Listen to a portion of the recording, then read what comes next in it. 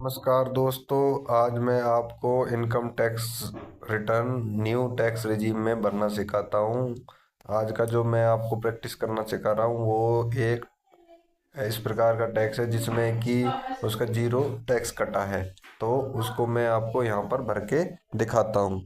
सबसे पहले मुझे फाइनेंशियल ईयर सेलेक्ट करना है जो कि करंट फाइनेंशियल ईयर है, जो वही असेसमेंट ईयर होता है। उसके बाद इसको मेरे को ऑनलाइन मोड पर ही भरना है। ऑनलाइन मोड पर भरने के बाद यहाँ पर ये पहले दिखा रखा है रिज्यूम फिलिंग, तो मैं आपको स्टार्ट न्यू फिलिंग से दिखाता हूँ। तो अब इसमें हमें शुरू से आपको सब कुछ दिखाऊंगा। इसमें तीन ऑप्शन दिए हैं, तो इंडिविजुअल को सेलेक्ट करना है, कंटिन्यूस करना, सेलेक्ट आईटीआर फॉर्म आईटीआर 1 करना है, आईटीआर 1 फॉर्म करके प्रोसीड टू आईटीआर 1 करना। तो ये यहाँ पर पॉपअप मैसेज आएगा, उसको ओके कर देना। ओके करने के बाद लेट्स गेट स्टार्टेड पर क्लिक करना है। अब इसमें सबसे पहला ऑप्शन होता है कि आप टैक्स इनकम टैक्स क्यों भरना चाहते हैं। तो फर्स्ट ऑप्शन दे रखा है taxable income is more than basic exemption limit. तो ये मेरे को सेलेक्ट कर लेना है और उसके बाद कंटिन्यूस पे क्लिक करना है और ओके दबाना है। आपके पास अगर कोई अदर रीजन है तो आप उसको भी सेलेक्ट कर सकते हैं। सबसे पहले पर्सनल इन्फॉर्मेशन है, तो पर्सनल इन्फॉर्मेशन सेम होती है तो उसी को ही सेलेक्ट रहने देना है। और मैं इसको न्यू टैक्स रिजीम में भरना चाहता हूँ, तो ये ऑन डिफ़ॉल्ट में ही न्यू टैक्स रिजीम सेलेक्ट हो जाता है। उसके अलावा इसमें सेंट्रल गवर्नमेंट ये भी पिछले इनकम टैक्स से उठा लेता है, तो वो वहाँ पे भी ठीक है। बैंक डिटेल एक बार चेक कर लेता हूँ, बैंक अगर ठीक है तो कंफर्म करके अगली टैक्स रिजीम में पहुँच जाता हूँ। देखो इसमें ग्रोस टोटल इनकम है, तो ग्रोस टोटल इनकम मेरी इसमें प्री फील्ड है, तो मैंने 16 नंबर फॉर्म से मिलाई है। 16 नंबर फॉर्म में भी मेरी सेम यही है। 16 नंबर फॉर्म में भी 823,913 है, तो मैं इसको भी 823,913 कर दिया। अब इसमें मेरे पास कुछ डिडक्शन थी लेकिन मैं उनको नहीं दिखाना चाहता क्योंकि उनकी ज़रूरत नहीं है। 75,000 का स्टैंडर्ड डिडक्शन मिल गया न्यू टैक्स रिजीम में, तो 748 हो गई। तो और मेरे को इसमें कुछ छेड़ना नहीं है।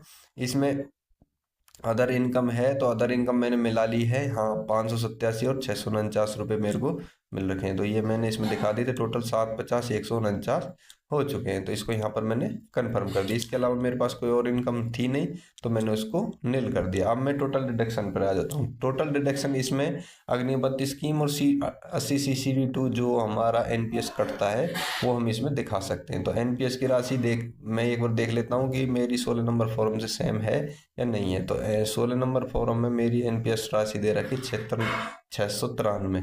तो 76,693 ही मैं इसमें दिखा, ऑटोमेटिक इसने ले लिया और कोई में मेरा है नहीं। तो मैंने टोटल डिडक्शन 76,693 दिखा के कंफर्म कर दिया। अब देखिए मेरा टोटल टैक्स पेड, तो टैक्स मैंने इस साल कोई भी टैक्स नहीं दिया है, तो इसको जीरो टैक्स था तो जीरो पर ही कंफर्म कर दिया।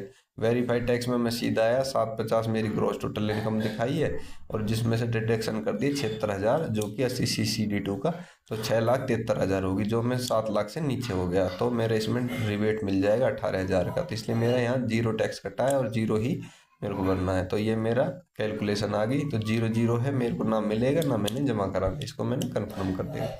अब वेरिफिकेशन पे आ जाना। टोटल वेरिफिकेशन पे देखो, you need to make a zero payment, यानी मेरे को ना तो पेमेंट करना है, ना उनसे लेना है, ना देना है। तो मेरी ये यहाँ पर जो मैंने डिटेल भरी वो सारी दिखाई दे रही है, उनको मैंने एक बार वर्बली चेक कर लेना है। अगर मेरे जीरो है तो कोई दिक्कत नहीं है, तो सीधा मैंने इसको प्रीव्यू कर देना है। इसमें मैंने क्लिक करना है, यहाँ पर मैंने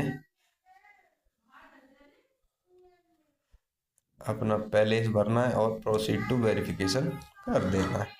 वेरिफिकेशन कर दिया तो इसमें एरर दिखा रहा है, you will not allowed to upload the return kindly correct. तो एरर पर मेरे को क्लिक करना है। एरर क्या दिखा रहा, देखो जो हमने ये नेचर ऑफ एग्जाम्पशन है ये डिलीट नहीं मारे, तो इसकी वजह से ये एरर दिखा रहा था। इनको मेरे को सबको डिलीट मारना पड़ेगा। कंप्यूटर में होता तो ये और भी जल्दी डिलीट हो जाता। इसको मैं यहाँ से डिलीट कर देता हूँ। जो मैंने कुछ भरा नहीं है तो उसको यहाँ से मैंने इसको सेव कर दिया। अब देखना आप, मेरे को ये कुछ नहीं दिखाएगा एरर। एरर अगर इसमें हम कुछ गलत भरते हैं तो वो एरर भी दिखा देता है। इसको दोबारा से पुनः उसी प्रोसेस में जाएंगे, एरर को ठीक करने के बाद हम जैसे प्रीव्यू पर देखा, तो अब देख पता लगाते हैं कि हमारा सही है कि नहीं है। जैसे प्रोसीड टू वेरिफिकेशन, तो वैलिडेशन सक्सेसफुली आ गया, आपने देखा होगा स्क्रीन पर मैसेज आ गया। तो हमारे इसका मतलब सिस्टम ने सही तरह से आईटीआर ले लिया। अब हम एक बार इसका प्रीव्यू देख लेते हैं और इसको प्रोसीड टू वैलिडेशन कर देते हैं। वैलिडेशन भी सक्सेसफुली आया था। अब सीधा हमने नो एरर फाउंड, अब कोई एरर नहीं मिला है, हमारा वैलिडेशन भी ठीक हो गया है। तो अब इसको हमने वेरिफिकेशन में डाल देना। तो वेरीफाई, अभी अगर हमें ओटीपी के माध्यम से या आधार कार्ड के माध्यम से या बैंक अकाउंट खाता के माध्यम से अगर अभी हमें इसको वेरीफाई करना है, तो ये वाला ऑप्शन इसमें सबसे ऊपर दिखा रखा है। और अगर हमें बाद में करना है तो हम ये दूसरा कर सकते हैं, या हम उसको साइन करके इनकम टैक्स डिपार्टमेंट के ऑफिस में भेजेंगे तो तीसरा वाला करेंगे। तो हम पहला वाला कर लेते हैं क्योंकि हमें तुरंत अपना काम करना है। तो ये इसमें ऑप्शन मांग रहा है कि आप किस किस से इसको वेरीफाई कर सकते हो। तो हम ओटीपी से कर सकते हैं, से डिजिटल सिग्नेचर से कर सकते हैं, और नेट बैंकिंग के थ्रू भी कर सकते हैं, डीमेट अकाउंट के थ्रू कर सकते हैं, और कई मोबाइल नंबर आधार के साथ रजिस्टर उसके साथ भी कर सकते हैं। सबसे पहले मैं आधार का है, तो first option OTP mobile number register with Aadhaar से मैं इसको कर देता हूँ। तो कंटिन्यूस किया, I agree with Aadhaar detail generate Aadhaar OTP. OTP मेरे रजिस्टर मोबाइल नंबर पर चला गया। तो अब जैसे ही वो ओटीपी चला गया तो नंबर से, तो अब मेरे को ओटीपी मिल चुका है। ओटीपी है 354714, तो मैं डाल के देखता हूँ 354714, ये मैं ओटीपी डाला। तो इसको मैंने वैलिडेट करके देखा, तो मैंने सबमिट मोबाइल में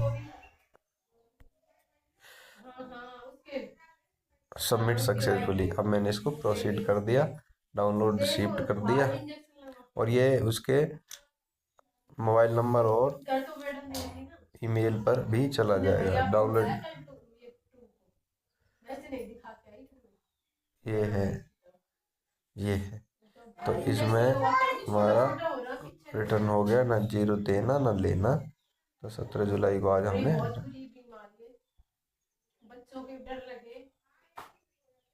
तो इस प्रकार हम अपना रिटर्न भर सकते हैं।